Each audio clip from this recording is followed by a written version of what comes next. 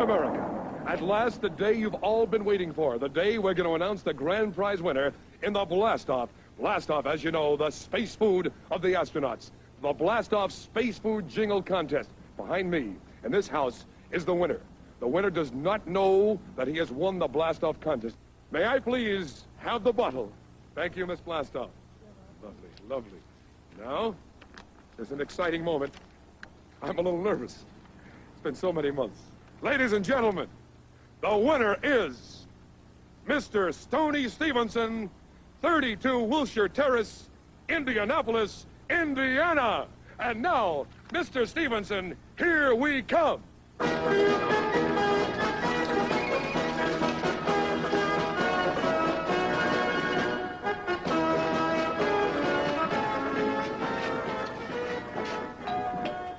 Just think, ladies and gentlemen, in a few moments from now, in this typical modest American home, in this modest American community, you will meet the man who has won the grand prize in the Blast-Off Space Jingle Contest, the energy drink of the astronauts and mission control.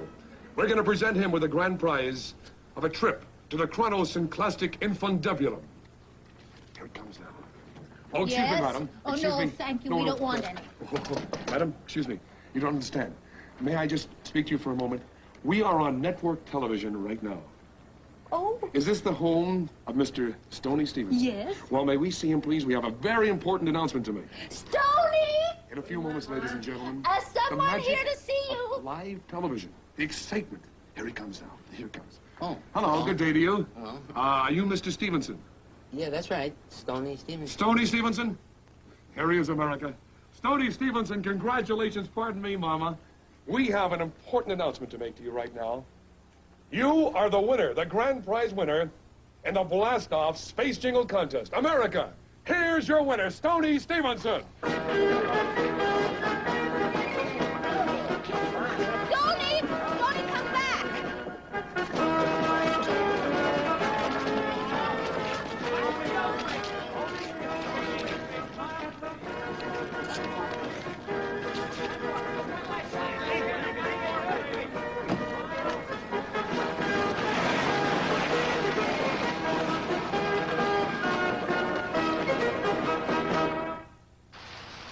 This is Walter Gesundheit and ex-astronaut Bud Williams, Jr.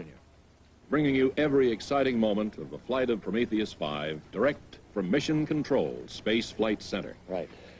3 months ago, Mr. Stoney Stevenson received the news on nationwide TV that he had won first prize in the space poem competition. What a thing. Yes, it is. And since then, he's undergone one of the most concentrated crash courses for astronauts ever devised. And in a very few moments, we will see the results of these endeavors. Prometheus 5, with astronaut Stoney Stevenson aboard, is on the launching pad. And with you, we will wait out the final moments before blastoff. Really is tense here today, Walter. Right, Bud. Tense is the word of the hour as astronaut Stoney Stevenson sits high atop the rocket, awaiting his launch into the Chronosynclastic Infundibulum. Walter, I understand that we have contact with astronaut Stevenson in his capsule now. Why don't we find out just what he's thinking in these last few minutes before blastoff? Well, good thinking, Bud. Come in, Stoney Stevenson. Astronaut Stevenson, this is Walter Gesundheit and ex-astronaut Bud Williams. Can you hear us? Can you hear him, Walter? Can't even see him. Sorry, it seems we have some difficulty with the connection to the space capsule. For those of you who just tuned in, the countdown for the launch of Prometheus 5 has been temporarily halted at 0 minus 60 seconds.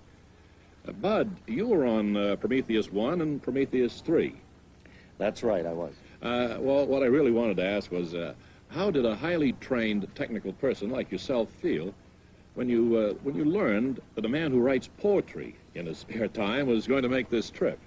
Well, at first, I thought he'd be too emotional, Walter. I thought maybe he can give us some fancy descriptions of things, but if the going really gets tough the way it did on Prometheus 3... Oh, you mean when the tang got loose in the landing module? Oh, there was tang all over the place and no gravity.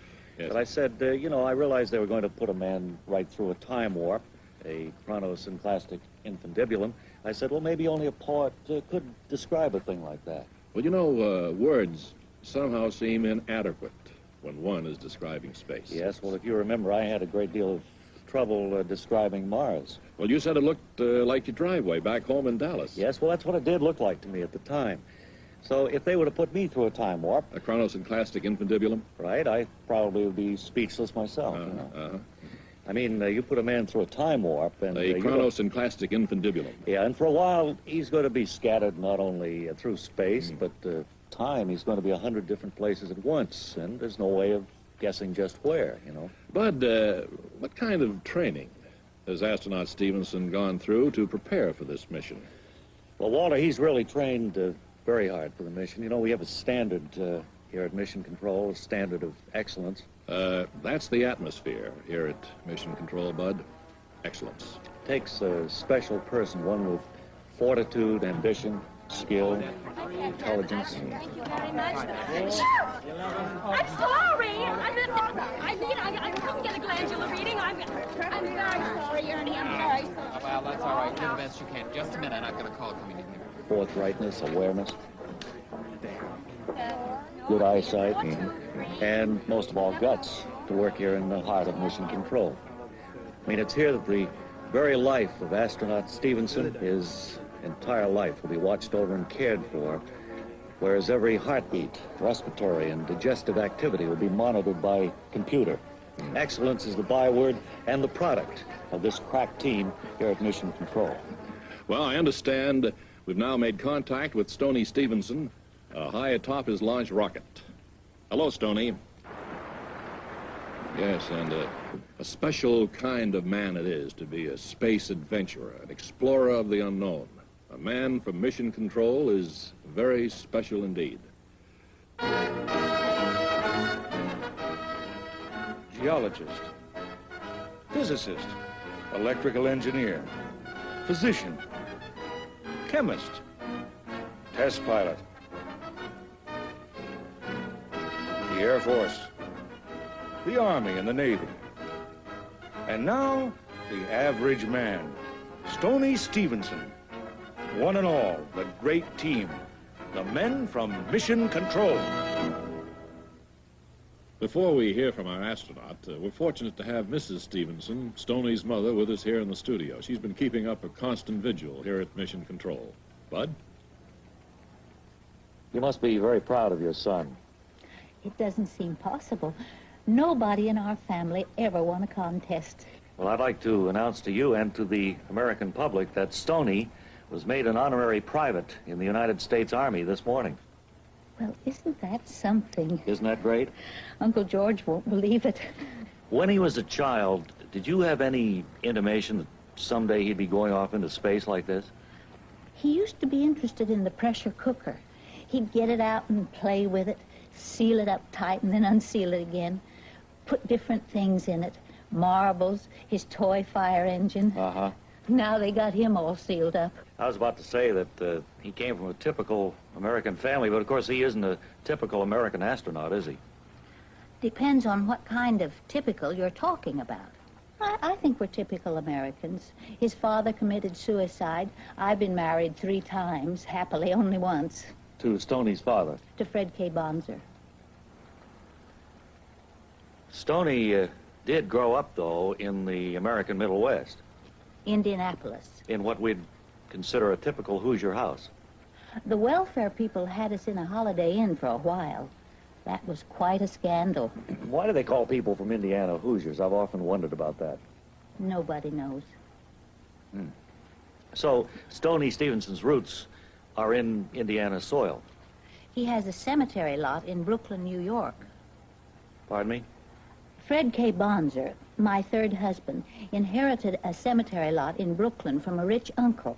He gave it to Stoney on Stoney's 8th birthday at a big party at the Holiday Inn. That was before the newspapers found out that the welfare people had put us up there at $30 a night. Right. And that was just before the hit the fan. You signaling me, Walter? Sorry to interrupt, Bud. Let's switch now to Colonel Donald Tex Pirandello, the voice of Prometheus 5. Tex, I know there's been a lot of conversation about will he wear his spacesuit or won't he? Do you have the final decision on that? Right, Walter. Soon after launch, he will take off his outer protective envelope or spacesuit and eject it from the capsule. He will not need his spacesuit in his travel. Astronaut Stevenson will drink orange-flavored hydrogen peroxide and absorb the slowly released oxygen through the wall of his small intestine. Communications between the capsule and mission control will be established momentarily. In the meantime, I know he would want me to let everybody know how happy and proud he is today. He's raring to go. We are at 60 seconds and counting. Oh, my. We interrupt this countdown to bring you special coverage of a disturbance at Southgate. Take it away, Sandy. This is Sandy Abernathy at the South Gate of Mission Control. The radical evangelist, Dr. Bobby Denton, and a group of his avid followers are here protesting the launching of Prometheus 5. It's an angry crowd, and the guards cannot hold. Minus 45 seconds. Dr. Denton was just released yesterday from federal prison, where he served a 9-day sentence for disorderly conduct for his actions at the Poor People's March last June. 30 seconds and counting. They have refused to leave. Let's take a listen. These scientists, I say, are just building another Tower of Babel. Testing. 40, right? Well, we don't need them. And we don't need their countdowns to get us where we're going, do we? Because we have our own countdown here on God's Green Station. Do you know what it is? Do you want to hear it? 10. 10. Do you covet your neighbor's things? 9. 9, do you bear false witness? 8. 8, do you steal? 7, do you commit adultery? 6. 5, do you honor your mother and father? 4. 3, do you take the name of the Lord in vain? 2. Do you make any vain images? 1. Blast off! Oh, blast off.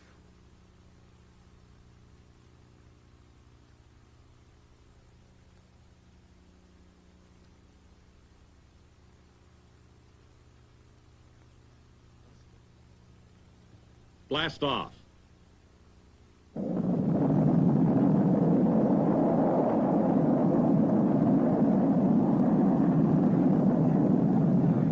It's coming.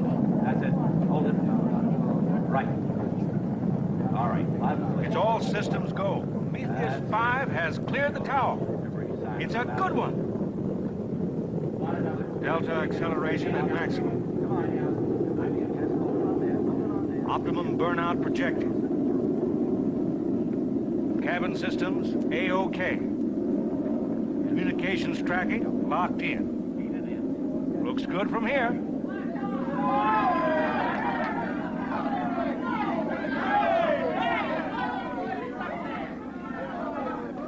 Well, there you have it. The successful launch of Prometheus 5, an historic day as man reaches further into space to find the meaning of life. Traveling at 28,000 miles an hour, Stoney Stevenson is headed for the Kronos and Plastic Infundibulum. And it's in that time warp where astronaut Stevenson may find the answer to all creation.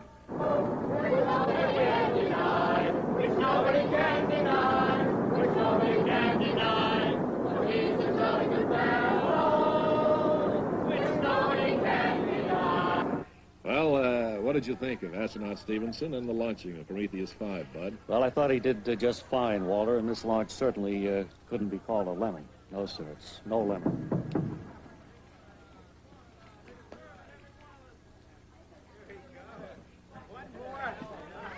Really having a great time, aren't they? They're really pleased. They deserve it, too. Really pleased.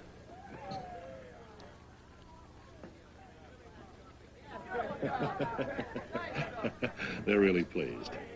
They deserve it. We could stand some of that bubbly ourselves, Bud. I think so. We're doing a 7 o'clock show tonight. They're really pleased.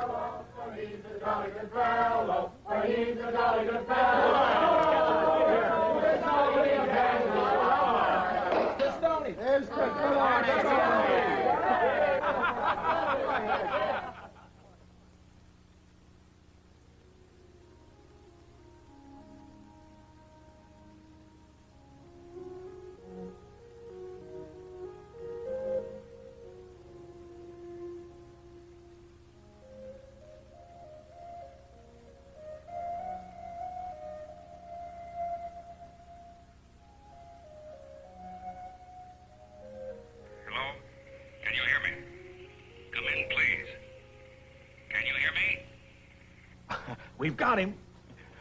All indicators point favorably. Respiration, heartbeat, blood pressure. Oxygen, water, cabin pressure. All indicate A-OK. Oh, then I'm not dead. Oh, no, you're just fine. You're just fine. We do get an excess moisture reading from the upper module of your spacesuit. Yeah, me too. Do you have a simple explanation? Yeah. Could we have it, please? I think I threw up. Hey, oh, doggone it, we've lost him.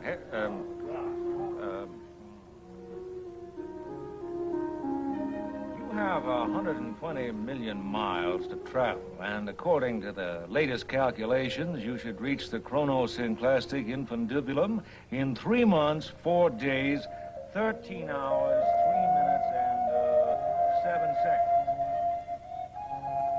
Tony? Ma? Is that you? Oh, it's good to hear a familiar voice, Ma. You're a very brave boy, Stoney. I'm very proud of you. And so is your Aunt Alice and Cousin Bruce. Mrs. Myers from next door says you come to dinner when you come back from your trip. That's real nice of her, Mom. I see Mom Stevenson is still in mission control, Bud. That's right, Walter. She's moved right in. The mother standing by her son in his moment of need. She's moved a cot in there back of the retro readouts, and she's put doilies on the backs of all of the chairs. A marvelous woman, Bud. This is ground control. Can you tell us if you plan to write any more poetry? Well, yeah, my first one's going to be a sestina, I hope. A sestina. All I know about poetry is Burma-shade. Well, a sestina has 6 stanzas with 6 lines each, and the same 6 words end each stanza, you see, but in a different order each time. The 6 words I've chosen are taken from men's words when he set foot on the moon.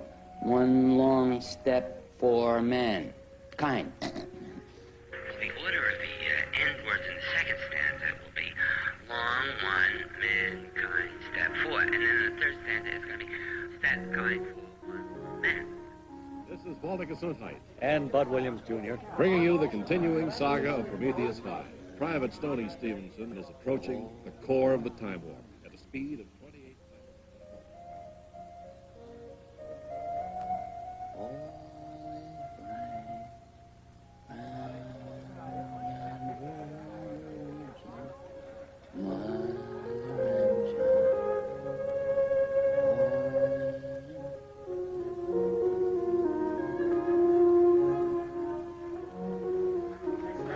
Oh, wait a minute. Losing it. It's fading.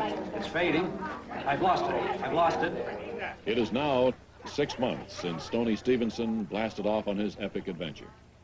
Communications have become increasingly hard the further he travels away from Earth.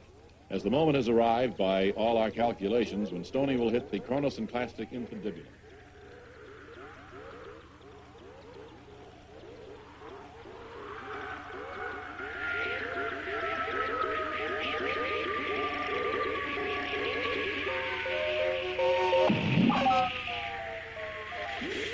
He could be anywhere and everywhere.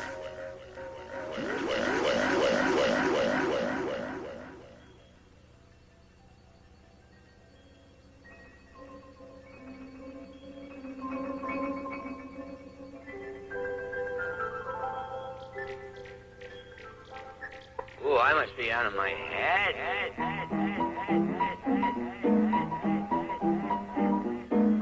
Who are you? I was just going to ask you the same thing.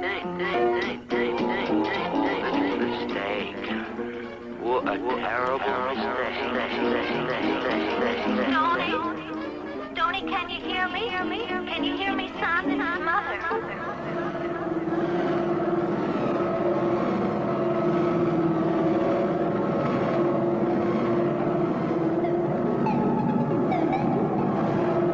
Did they tell you to expect this? They told me I might come straight back to Earth, in the present or the future, not the past. Oh, the past. Oh, the past.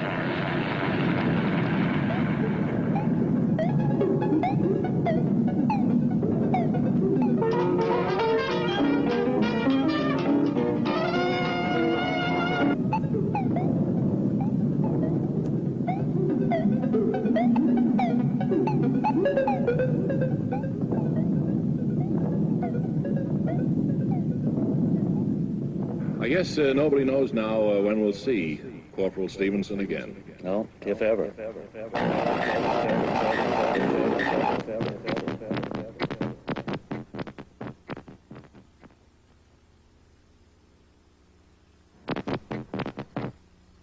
Am I dead yet? I understand Stoney is writing a poem out there in space, Bud. Oh, really? Yes, and he's chosen those immortal words first spoken by man when he stepped on the moon. Oh, those words are very patriotic, Walter. A long step for man. No, I think it was a giant step for man, a long leap for mankind. Hello, Control. Am I dead yet? One long step for mankind? No, it was one step onto the moon for a man. Moon wasn't in there, Walter. Not in that.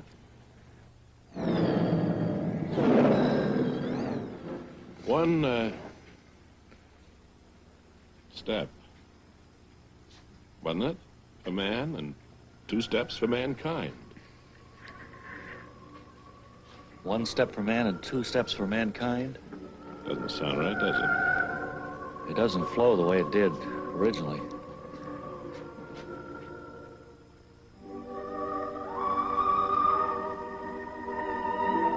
I'm stepping now for man, hoping that I think you have it now. All mankind will remember this moment in history.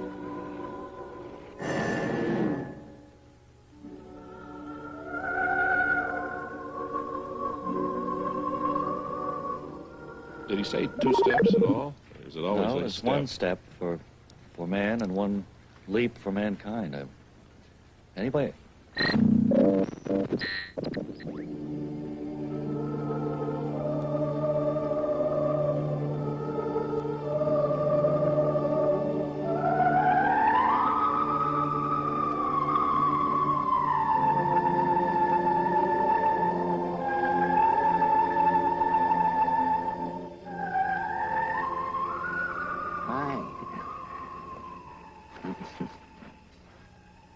Welcome to the island of San Lorenzo. Does that make you happy or sad?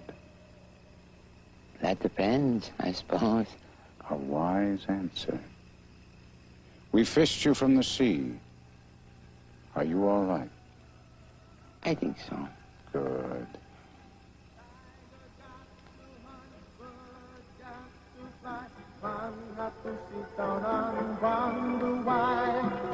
Tiger got to sleep, bird has to land. Man got to tell himself and wonder why.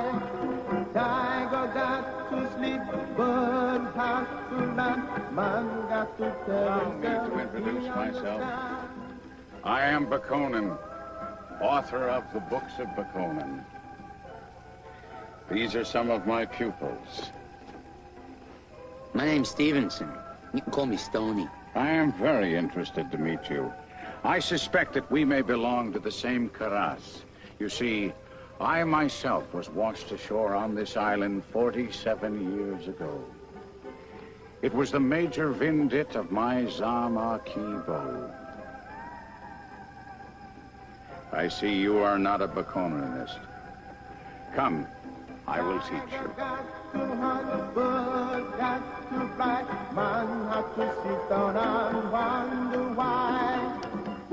These people, these children of mine, are practicing Bokamaru, a gentle form of lovemaking. Non-violent lovemaking. Be happy, my children. Bakonin is watching over you. We Bakoninists believe that all humanity is organized into teams. Teams that do God's will without ever discovering what they are doing. Such a team is called a Karas. You are here doing God's will, not knowing why you are doing it. You and I are members of the same team, the same Karas. Welcome to the team. Thank you. When I was washed ashore on this island, I found a people almost crushed by poverty and a political repression of their life. Now, I have given them a religion of harmless lies. and you can see how happy they are. How can a useful religion be founded on lies? When the truth of your life is too terrible, that truth becomes your enemy.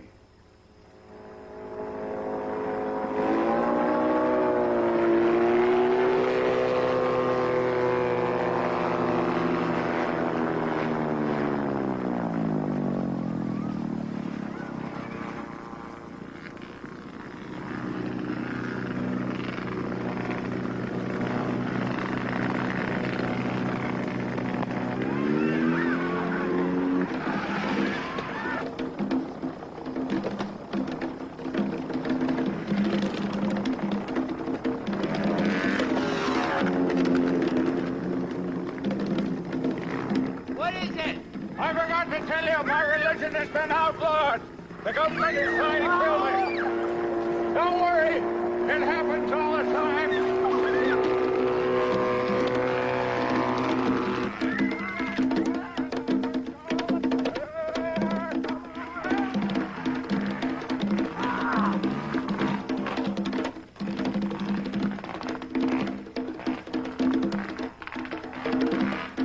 Come on now, where are you? Come on. Where'd everybody go?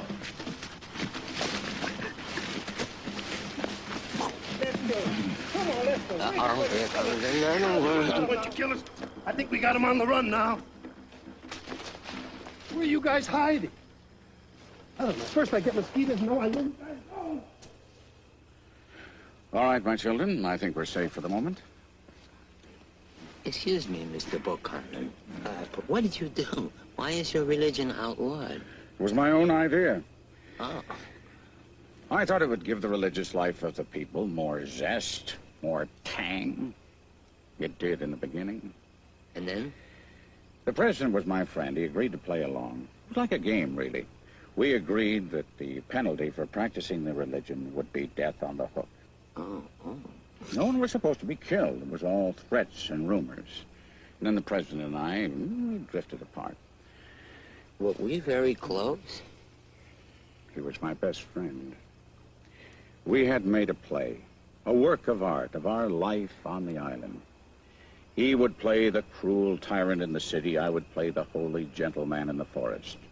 It was an innocent make-believe to distract the people from their miserable existences. Everything was fine until... Until people started really being executed? Yes. I suppose that it goes to show that you must be very careful about what you pretend to be, because one day you may wake up to find that's what you are. He disappeared. Yes, but I think he stayed as long as he could. One step for mankind, and they... It's funny,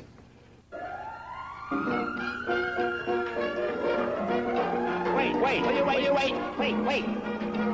You know, I've been meaning to bring this up, Walter. The fact that a while back I said that my driveway reminded me of Mars. Yeah. I don't think I ever pointed out that my driveway back home is red. Well, that could be it then, right? A lot of people have been kidding me about that, and I didn't point out that it is red. Well, I wasn't kidding you. I know that, but we think of Mars as red. Mars doesn't look red, that's why I confused. Let me ask you one thing. Was it a red driveway when you bought the house? Yes, it's been red as long as I've known the place. Came that way. Quite a few in that neighborhood are red driveways, as a matter of fact. Isn't that an unusual color for a driveway? I don't mean to carp on the subject, but why didn't you change it? I had no particular reason to change it. I don't think we need. No, I don't think it's very important. State versus Dr. Paul Proteus. Graduated after Second Industrial Revolution, summa cum laude, engineering and management. Revolutionary Gray Shirt Society is punishable by death. Last week, attempted Destruction of machinery national is productivity control. You have pleaded guilty to conspiracy to commit sabotage, to fomenting a riot, and to crossing state lines unlawfully. You have seen a riot and crossing state lines unlawfully. Do you still deny you are guilty of armed insurrection and treason?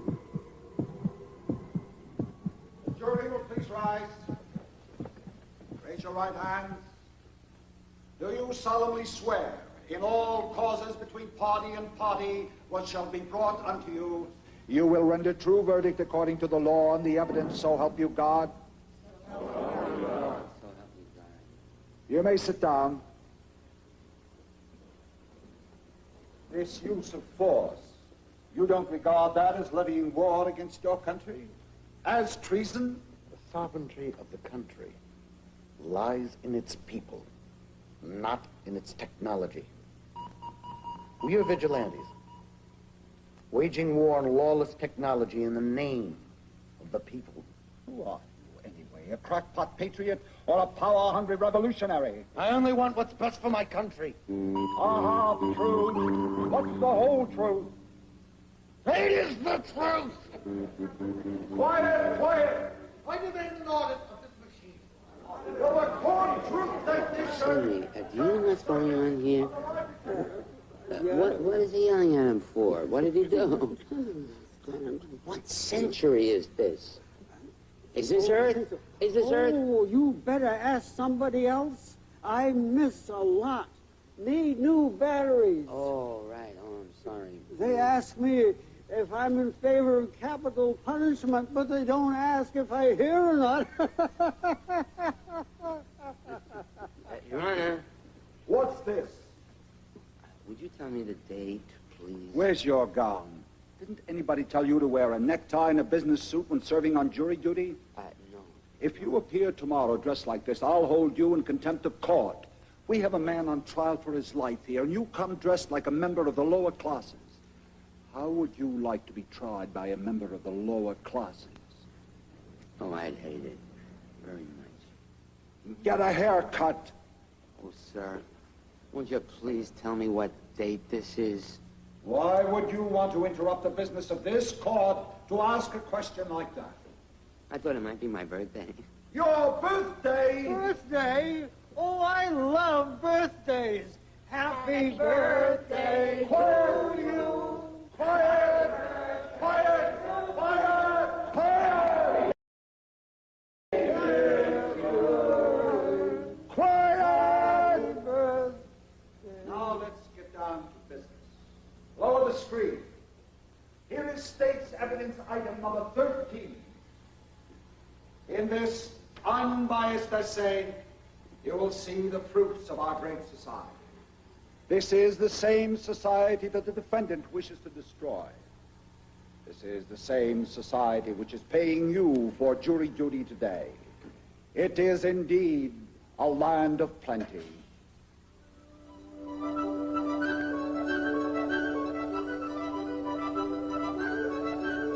It's a good life, isn't it, John Average Man? But did you ever stop to think what makes it such a good life for you and your loved ones? Well, the answer's easy. It's modern technology and our industrial system. Those are pretty big words. What do they mean to me, an average guy? Well, John, perhaps I can show you. John, our automated industrial system has made you richer than Caesar, Napoleon, and Henry VIII put together. Remember, for all his gold and armies, Marco Polo could not have gotten one single transistor radio. Not to mention the insurance, health, and retirement benefits you get through your employer, John.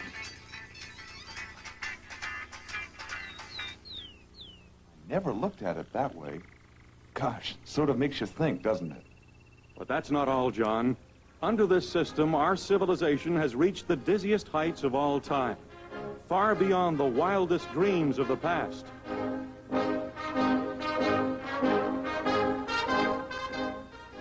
$31.7 times as many television sets as all the rest of the world put together.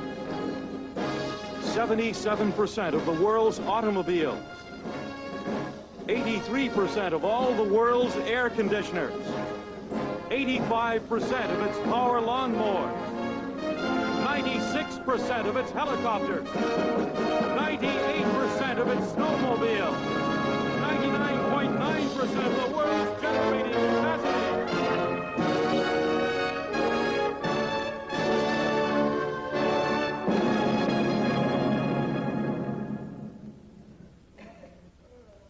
Well, I hope the jury was paying attention to that.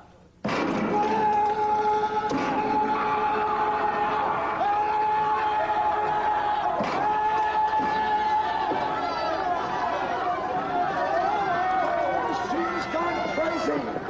Pull the plug, for heaven's sake. Pull the plug. Get out of the way.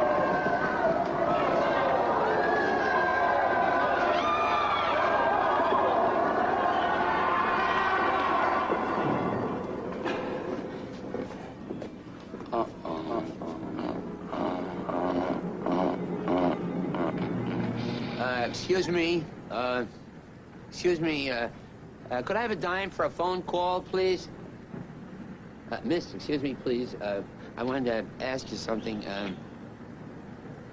Hey, I'm an astronaut, and I have to call Mission Control. You see, they thought of everything but a dime. Could you spare a dime for a man who's been shot through a chronosynclastic infundibulum? That is the saddest story I ever heard in my life. Oh. That is the saddest story I ever heard in my life. Thanks a lot. Thank you very much. Thanks. Boy, oh boy, that is the saddest story I ever heard in my life. That is the saddest story I ever heard. Oh, boy.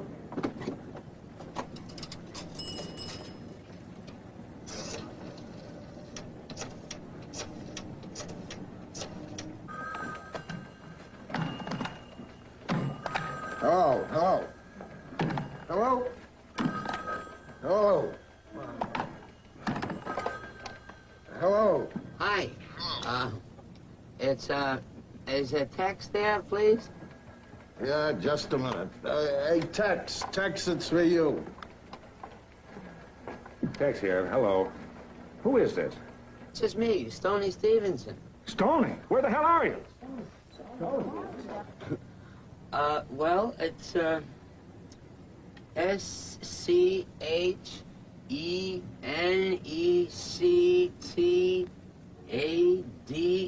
Oh, Schenectady. I'm Schenectady.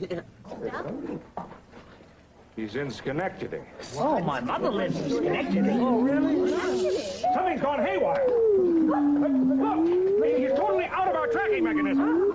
Listen, Private Stevenson. He's a corporal now. Oh, yeah, Corporal Stevenson. This is an order. Everything on Earth is completely off limits. Get back into space. Sir, I'm not in control of my own destiny. It's a miracle I can control my own bladder. What? Oh, listen, he's lost control. Does anybody here know how to get him back into outer space? Well, somebody better come up with a plan, and soon.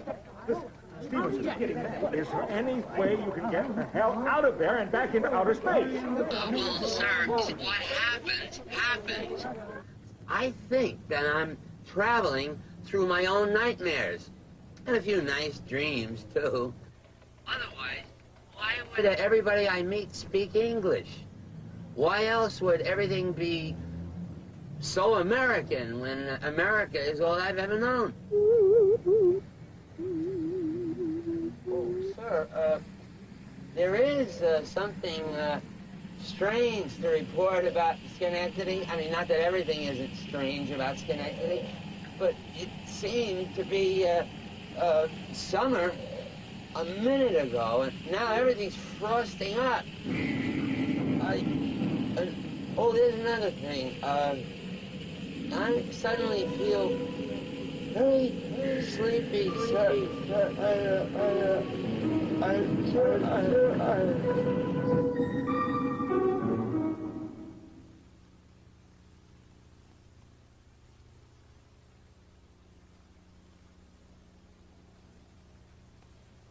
I really don't understand this, Martin.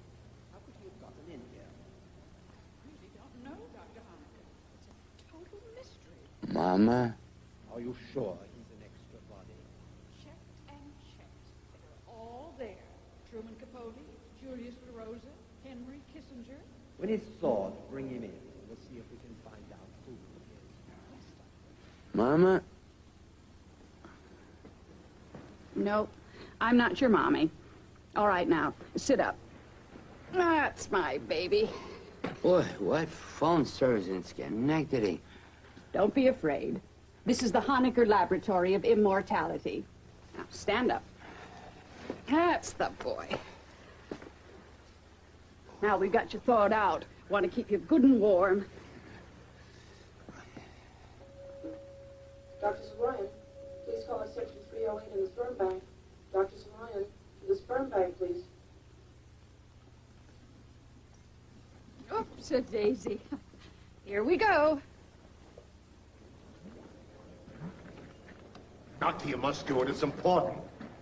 Damn it, Honecker, you know more about freezing than any other human being in history. I want you to figure out some way to freeze battlefields so that American soldiers will never again have to fight in mud. And there's always winter, of course. A Russian winter is especially good. Why don't you declare war on persons who live in cold climates? Laplanders, Eskimos, Finns, what? You are now going into Dr. Honecker's laboratory. You mustn't be alarmed by what you see here. Dr. Honecker has helped good human beings who are about to die. He has preserved them until cures can be found for their diseases. He has frozen them into suspended animation. Listen, Doctor, if you can get a handle on this, I can get any amount of R&D money. We can set up a crash program tomorrow. What do you want? 1 million? 2 million? So easy to get money for killing. And all I can do is scrape up just 2,000 or 3,000 to freeze the best minds in our time. Dr. Honecker is a wonderful man. He's very busy, but he wants to ask you a few questions. You're our mystery man, you know. Oh, okay, sure. It is easy to get money for defense. Damn right. Man is an infantry animal. There'll always be wars. And the winning side will be the one who kills the most people on the other side. And everybody likes to be on the winning side, right? Uh-huh. Right. Excuse me, Doctor. Here we are. Ah, yes. Who are you? The abominable snowman? Did you ever volunteer to be frozen here? Not that I know of. Did you ever make a deposit in our sperm bank? Well, if I did, it was a small one.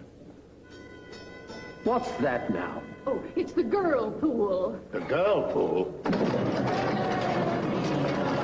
Prepare him room, and heaven and nature sing, and heaven and nature sing, and heaven and nature sing. The girl pool of Building 3 wish you and yours a very Merry Christmas from Anne, Belinda, Joan, Glenda, Suzanne, and all the girls of the typing pool. Merry Christmas. Oh, little town of Bethlehem, how still we see thee. Doctor, can we get back to the problem? I've been thinking about it. Now, I suppose that there are many ways in which water could freeze. All ice forms, you see, around the nucleus, a seed, we call it. Now, suppose that there were one seed with a melting point of, say, 140 degrees Fahrenheit. Now, we would call that ice 9. Jingle bells, jingle all the way. Oh, shush! What's this got to do with my problem? You see, General, a melting point of 140 degrees makes anything below that as hard as a rock. I'm beginning to see the point. Precisely. Mud. Mud? The General wants to attack mud. It's the infantry's stickiest obstacle. Just picture the Marines in a quagmire, a godforsaken swamp, with their trucks and their tanks and their howitzers, or wallowing, sinking in a stinking miasma of ooze. What do? Use helicopters? Supposing one soldier had with him a tiny capsule containing a seed of ice 9. Ice 9? And suppose that soldier throws that tiny seed into the nearest puddle. Puddle would freeze. And all the muck around the puddle. Freeze? And all the puddle in the frozen muck They'd freeze. And all the pools in the frozen muck. They'd freeze. And all the streams in the frozen muck. They'd freeze! You bet your bottom dollar they won't. Hooray. And the Marines would rise from the swamp and march on. That's it. That's just what I need, Doctor. Oh, wait till the Pentagon hears about this. It'll be the biggest thing since air transport. Merry Christmas, girls! Merry Christmas! I'll let you know Monday how much I can finagle for the pilot studies. You know, Doctor, before we're through, I have a feeling that you're going to turn out to be another Einstein.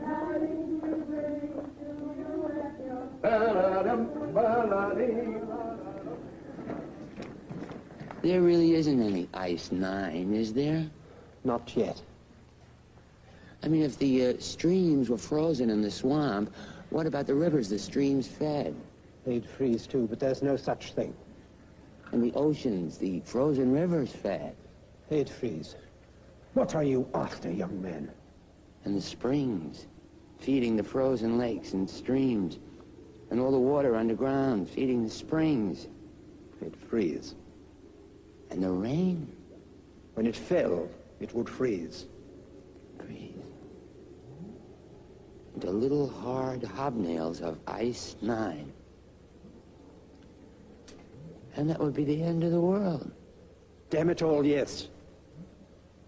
You should have told him that.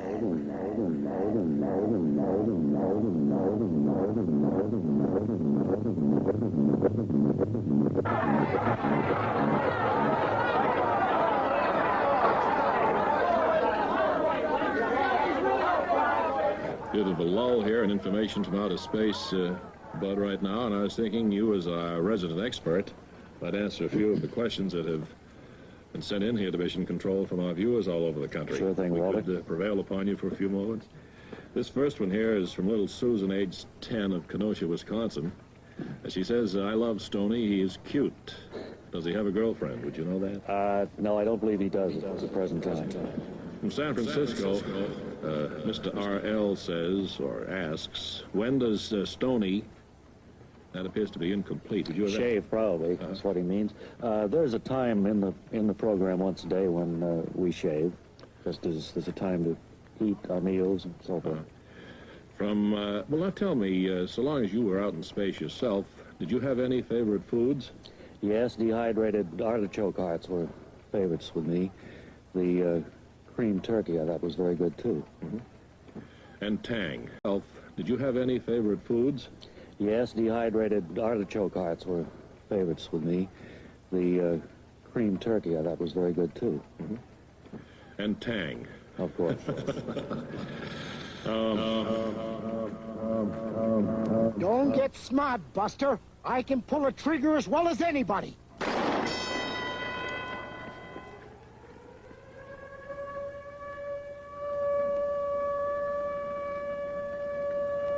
Insist on your right to be equal.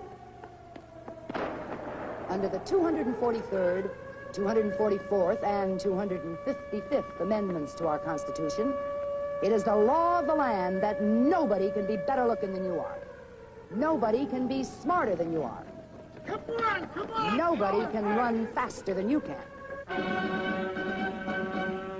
How do you do? I am Diana Moon Glampers, your handicapper general. If you know of anyone who can do something better than you can, it is your duty to report that person to my office at once. We want to handicap him fast, so he won't make you or anybody feel inferior ever again. Wherever you live, no matter what time of day or night, simply dial 1776. Tell the operator who it is that's making you feel like something the cat drug in. We'll cream him. We'll settle his hash.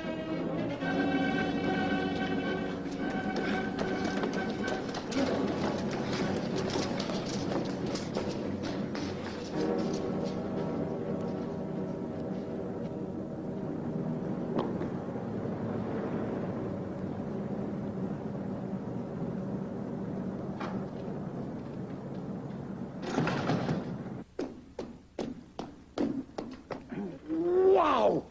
Where's your handicaps? What? Get this guy some handicaps. Hey, get your handicaps on. Oh, here you. Take this. Put it on and be quick about it. What is this? Oh, You're making a one mistake for the here. books. You Come on, wise guy. Into your handicaps.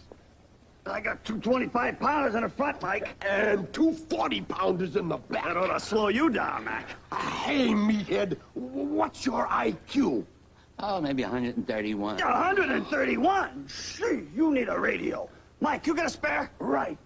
Get it right away. Why do I need a radio? Well, it's only fair, ain't it? I mean, it stands to reason. You got more brains than most, so you need a radio so you don't take advantage of everybody. Put this on, quick.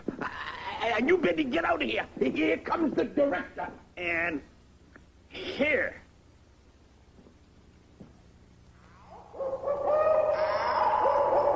Anyone tampering with government IQ handicap radio will be subject to 2 years in prison or a fine of $10,000 in compliance with Article 334J. Hate that superior intellect of yours. And settle its hash.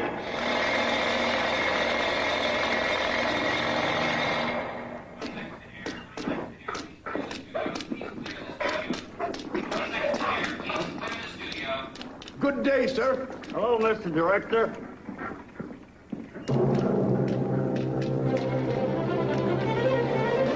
And now, direct from Television City, we bring you Television City's Symphonette under the baton of Alfred Bluejean, presenting Television City's own corps de ballet in a special performance of Musical Moments.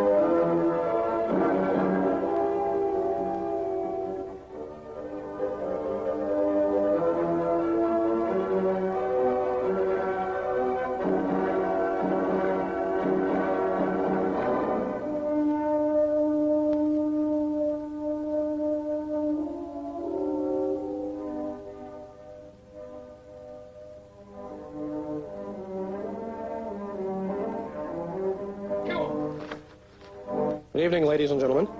This is we're interrupting this program because of a special news bulletin which has just come in. Ladies and gentlemen, the police have announced today the escape of Harry Hazer?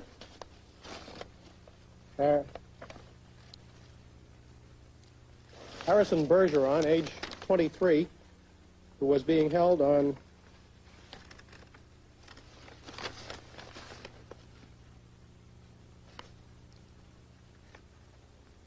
suspicion of conspiracy. Bergeron is a genius and an athlete, and is considered very dangerous.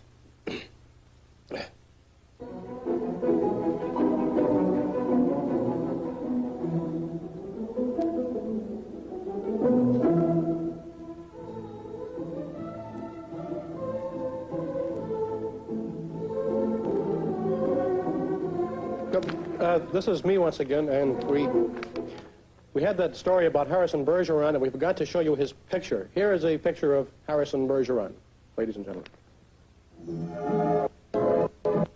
That's Harrison Bergeron. He's considered very dangerous, so shoot first. That's all from the police. Good evening.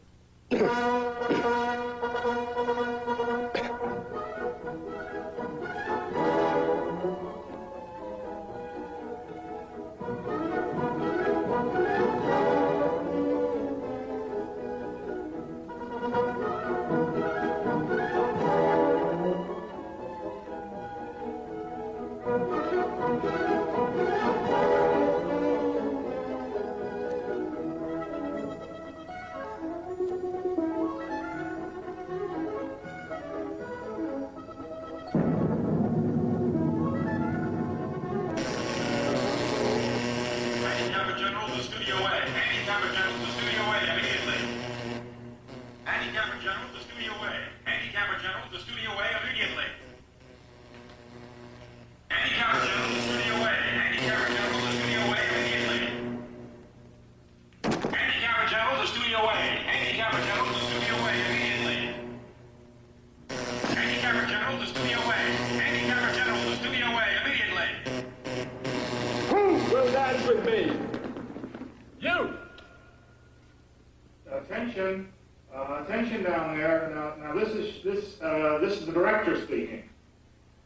I'm going to have to advise you that what you're doing is just against the law, is what it is, and we're going to have to ask you to stop.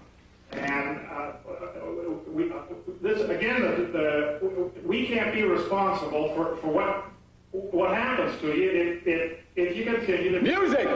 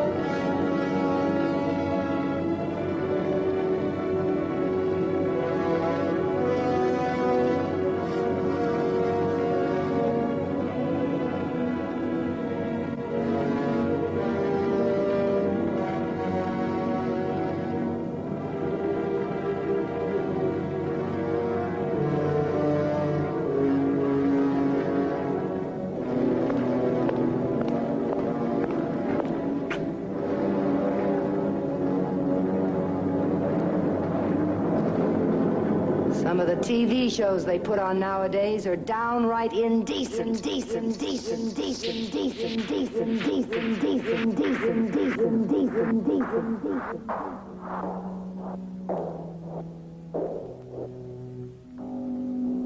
billion babies were born last year.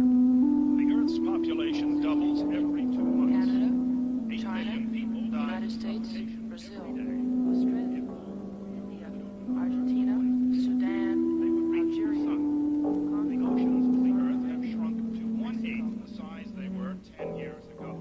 Is that an average Indian couple postpones sterilization until after having achieved 4.5 living children?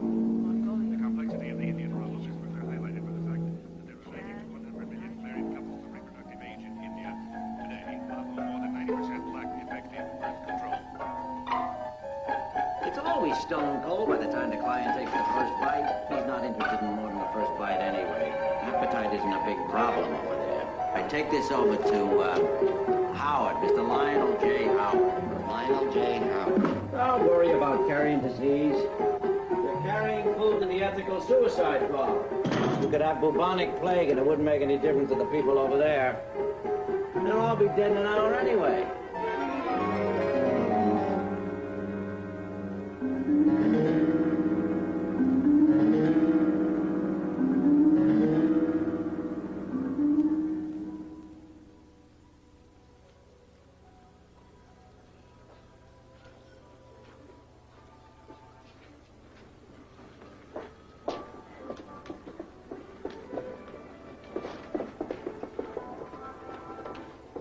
You're late.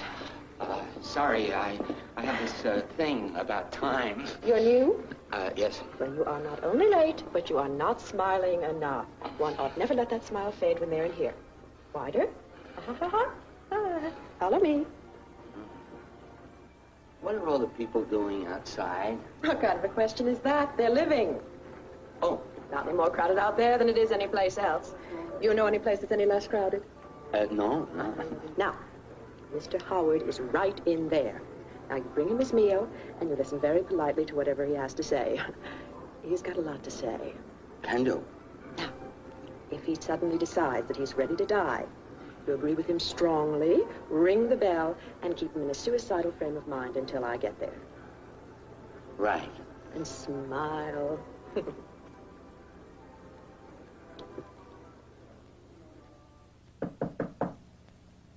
Don't be shy. Come in. Come in. And wipe that idiotic grin off your face. It's part of your job. Smile, smile, smile. Think I don't know that? I brought you food. Well, put it on the table and sit down. You know, it's nice getting away from the crowd. A lot of people would like your job. They'd welcome the opportunity to get into a suicide parlor without dying, yet getting away from the crowd. I'm lucky, I guess. Human beings are like drooplets. Drooplets? Little knobs in the raspberry. Those are drooplets. Now human beings are jammed together like that. What took you so long? Oh, just general ineptitude and some character flaws. Another 2 minutes of waiting for you, and I'd have walked out of here. You would have decided to go on living. You call what they're doing out there living? I don't call that living. There must be some other word. I've chosen cyanide. My wife wanted me to take the carbon monoxide. God knows why. What I said, cyanide's more masculine. You know, when they started the ethical suicide program, I wrote the President of the United States, and I said that veterans ought to have the option of being tied to a stake with full military honors and shot by a firing squad of United States Marines in dress blues. I got a form letter for an answer. Said he had passed it on to the VA. Probably in some bureaucrat's wastebasket, I expect. Difficult to remember, isn't it? A day without your ethical birth control pill. A day without that wonderful numb feeling below your waist. A day without the protection What from is the that? lust of sex. Oh, the hostesses keep feeding those suicide commercials Now in you're here. pure peace. They're loaded with lots of reasons to get the hell off Earth. A beautiful pill that almost kept our population in control. And a beautiful pill that helps us through the days until the day of complete bliss arrives. A bliss of blessed death. Just peace in your nearest ethical suicide parlor. Your favorite meal from Howard Johnson's? served by our charming hostesses in a scrumptious suicide room where you and you alone can expire. Haven't you had enough? Why don't you call your local ethical suicide parlor today? It's the ethical way to go. Been listening to that government stuff for years. Never had any use for it before. You did say cyanide, didn't you, Mr. Howard? I've said a lot of things in this Vale of Tears. Somewhere in there I must have said cyanide. It's time. Could I see the suicide commercials again? Oh, Mr. Howard, you know those all by heart. You know, I once saw this experiment that the government run to test the effectiveness of the ethical birth control pill. They blindfolded a guy and then gave him the Gettysburg Address. And right in the middle of the recitation, they kicked him real hard, right where it hurts, and he never missed a syllable. I get to ask one last question. You what? I get to ask one last question, and you got to give me a truthful answer. That's the law. Now, I never heard of that law. Oh, Mr. Howard, you're making that up. I swear it's the law. Mm-hmm. A lot of them start making up new laws when it gets to be near the end. Why not, huh? Why not? Mr. Howard, shall we ask for the needle now? If you answer my question. All right. We'll make a bargain. You ask for the needle, and then I'll give you the needle, and then you ask me the question, and I'll just answer it the best I can. All right. The needle, please.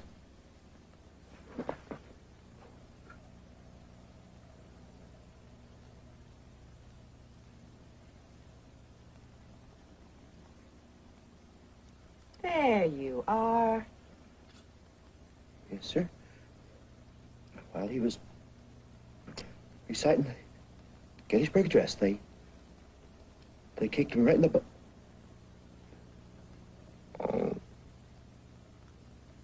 He never got to ask his question. Oh, that's all right. He'll wake up in about 10 seconds. He can ask it then.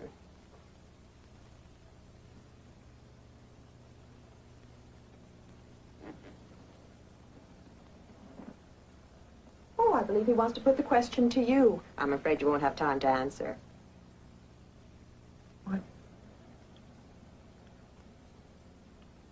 What are people for?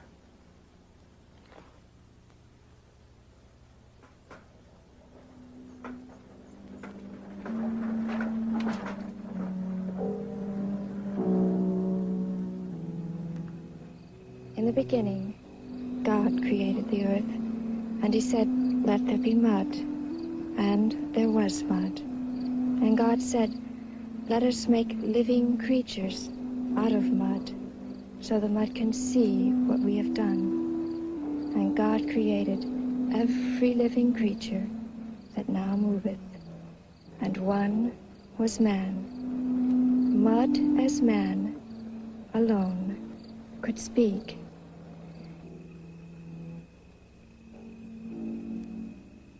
What is the purpose of all of this? Man asked politely. Everything must have a purpose, asked God. Certainly, said man. Then I leave it to you to think of one for all of this, said God. And he went away.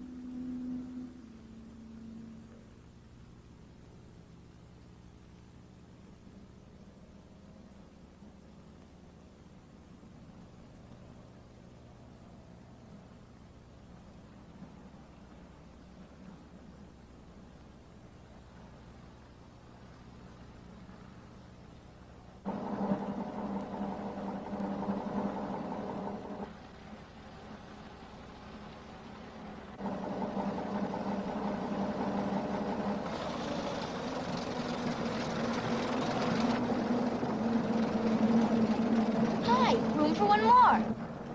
Am I dead? Nothing to be ashamed about.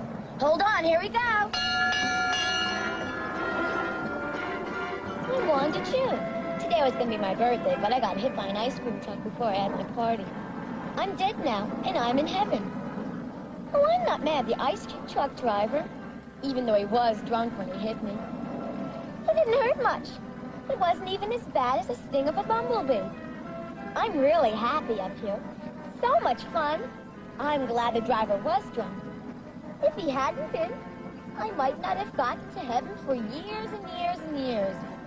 I would have had to go to high school first, and beauty college. I would have had to get married and have babies and everything. Everybody up here is happy. The animals, and the dead soldiers, and the people who went to the electric chair, and everything. They're all glad for whatever sent them here. Nobody's mad. We're all too busy playing shuffleboard.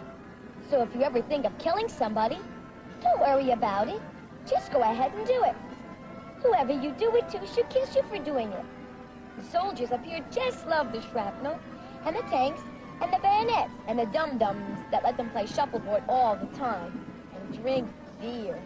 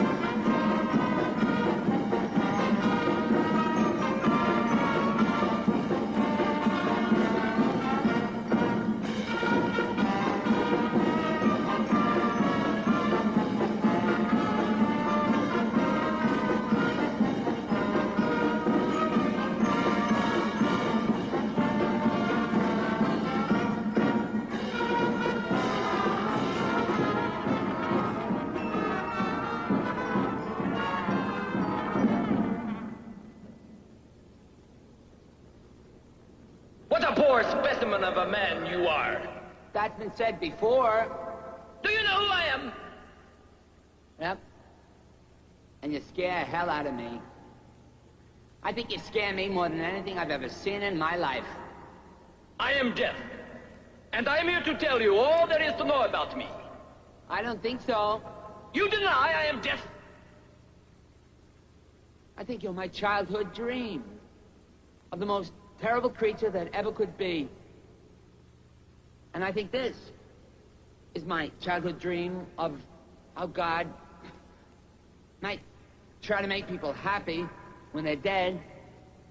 I am deaf, and I am final. Oh, God, am I ever final. When I say the magic word, all these people will vanish, forever. Then I will say the magic word to you, and you will vanish, never to be seen again. There is no heaven. When you are dead, you are dead. And that's all there is to it. There is no afterlife in any way, shape, or form.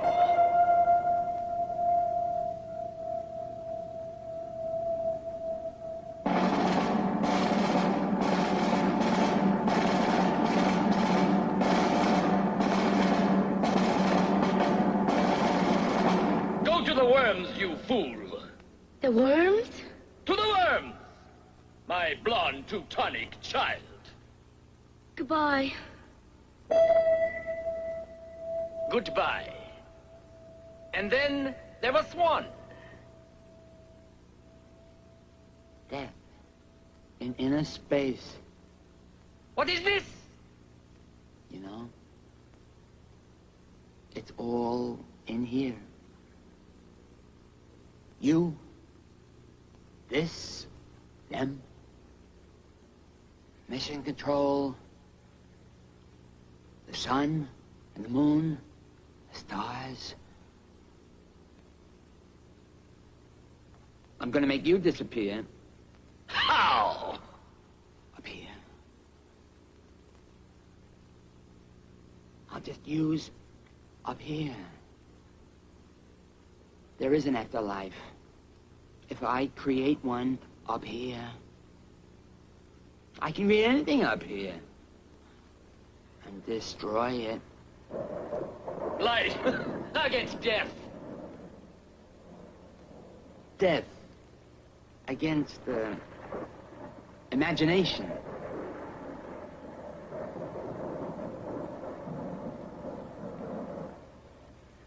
Disappear! Disappear! Disappear!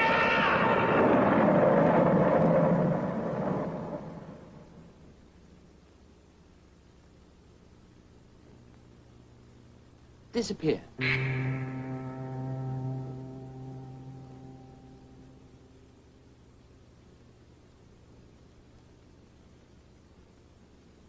Appear!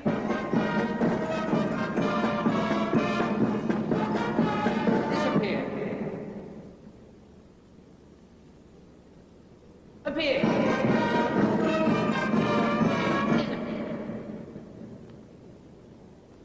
Appear!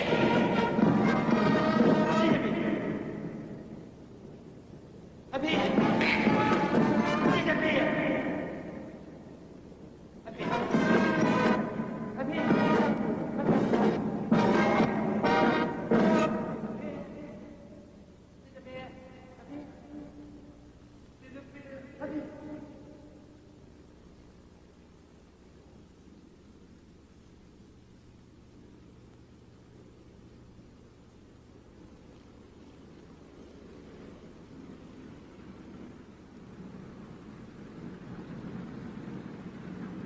Stoney Stevenson, astronaut. Everything was beautiful. Nothing hurt.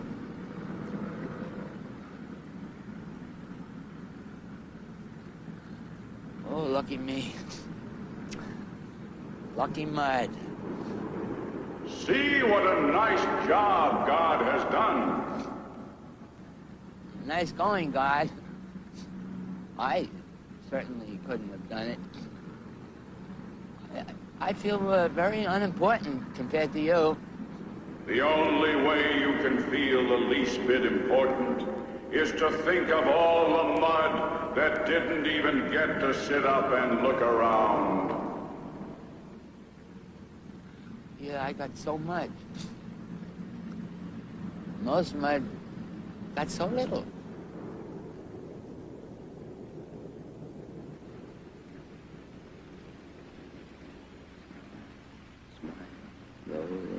Lucifer, the light your way. Smile, boys, that's the start. What's the use of worrying? It never was worthwhile.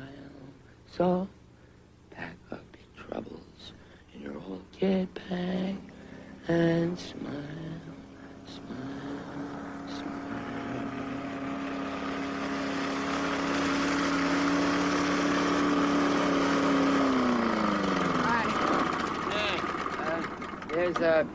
There's a tombstone back there. Tombstone? An understatement, that's what that is. It says on it, Stoney Stevenson, astronaut. Of course, he's not buried there, you know. No, that's just a memorial his mother put up. He's out there in space. Or he's out there in time. Who knows where he is? Right.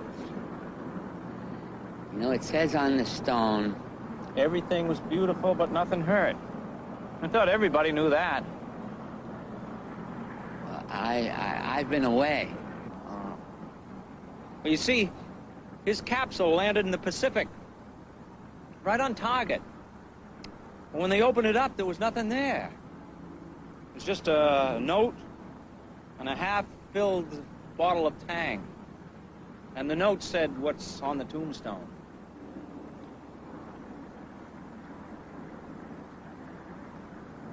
Thank you. Anytime.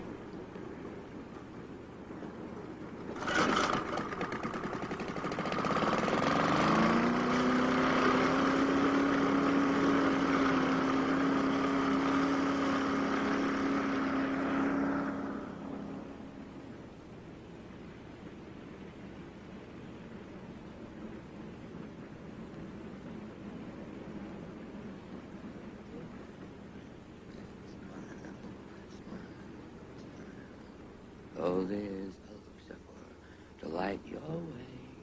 It's my voice. That's his time. What's the use of worrying? It never was worthwhile. So back up your troubles in your old kit bag and smile, smile, smile.